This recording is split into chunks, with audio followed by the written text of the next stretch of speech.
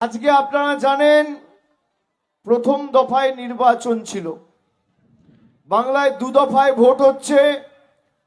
প্রথম দফার vote 23শে April অর্থাৎ আজকে সম্পূর্ণ হয়েছে।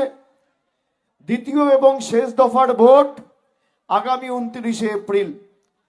কালকে সারা দিন আমার কর্মসূচি ছিল, ফিরতে ফিরতে রাত হয়েছে।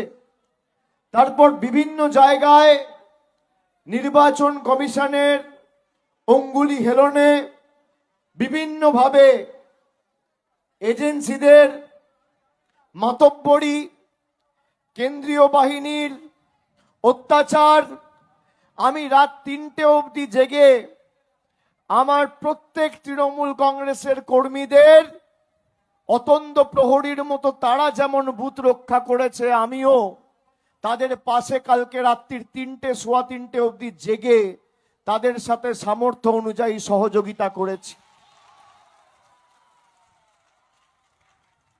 3:30 ঘুমাতে গেছি, ভোর 5টায় উঠেছি। 5টা থেকে প্রত্যেকটা বুথে আমার কন্ট্রোল রুম, আমার অফিস আজকে কানেক্টেড ছিল। প্রথম দফায় ভোটে আজকে বিজেপির রফা দফা করে দিয়ে এসছি।